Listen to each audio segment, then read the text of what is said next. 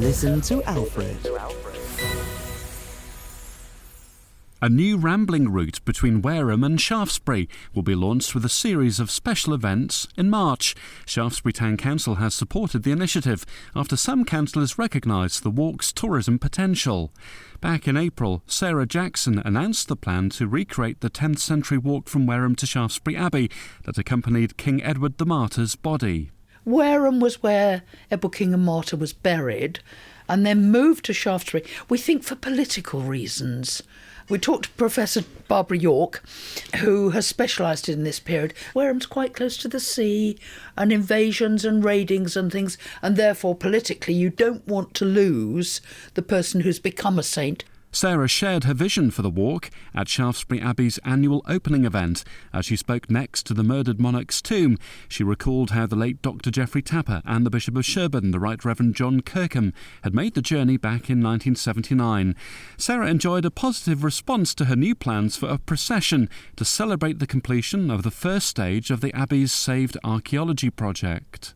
I called a meeting saying, if you're interested, come along, and there have been 6 people who have stuck with it.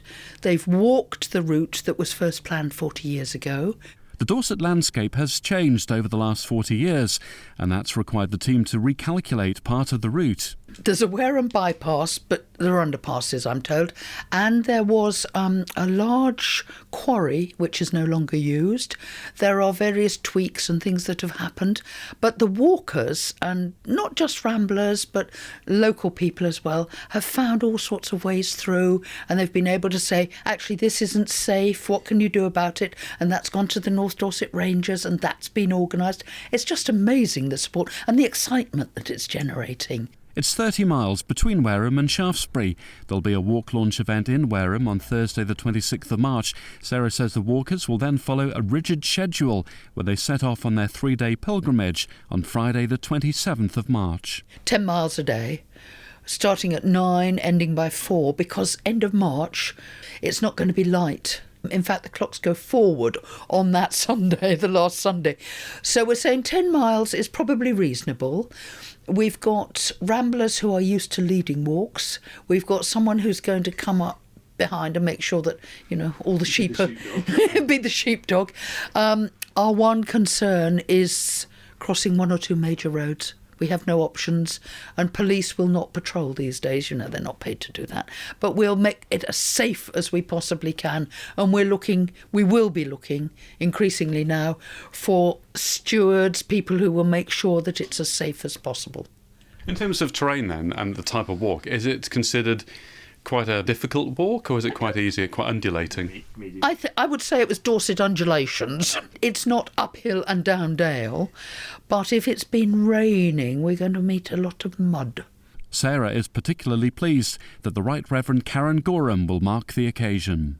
So that the Bishop of Sherborne has got involved as well, and she's going to be walking with us for 3 days, which is pretty amazing. And we're going to end at the Abbey with the official opening, at which we spoke last year.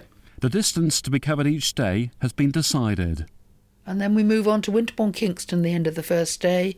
Winterbourne Kingston to Shillingston, where certainly the vicar there is very keen, Lydia Cook, very, very keen.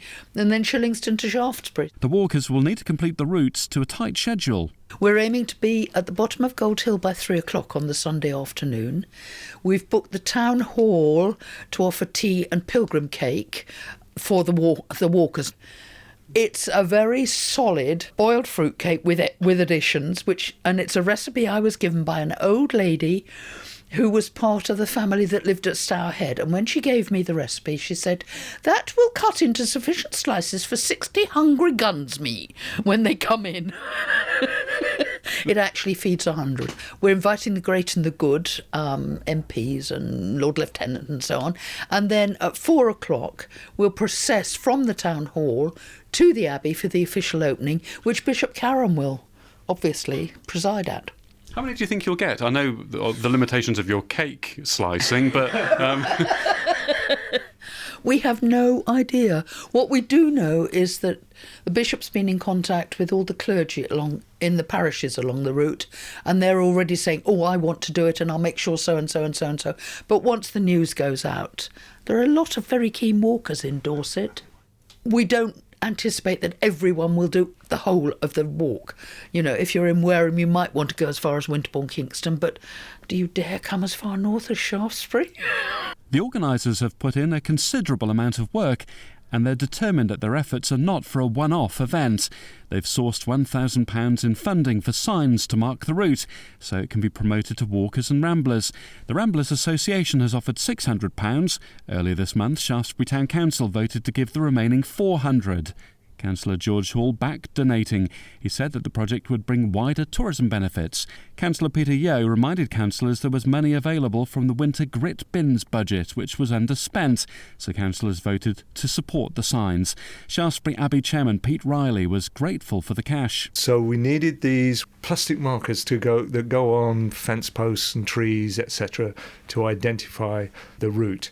In effect, it's like the Hardy Way or the White Hart Link signage that you see, little discs that point people in the right direction. That's exactly right. And these ones have a little stylised portrait of Edward, King and Martyr. They're going to be coloured, so they're readily visible even in poor weather. And so hopefully nobody will get lost on the way. It was Rachel Diamond that actually pulled the image off the internet, I think it was, or some old document, an old picture, tweaked it so that it would fit into the roundel that we've got for the waymarker, and put a little script around it so that people would know what it's about. We've actually bought 400 of them so that we can make sure we cover the route, especially any bends or corners, or if there's any tracks going off to the sides, etc., so we can direct everybody. Some will get damaged, some will get lost. We try to get an extra 50 to 100 so that we've got something for the legacy route in the future. And Sarah says part of the legacy will be offering details of the route as a digital resource for ramblers. What we're going to be doing is creating a downloadable app so that people can have the walk on their phones or whatever, so we're not going to waste paper. This is going to be something that lives forever. Absolutely. You're leaving a legacy, aren't you? Absolutely, we are.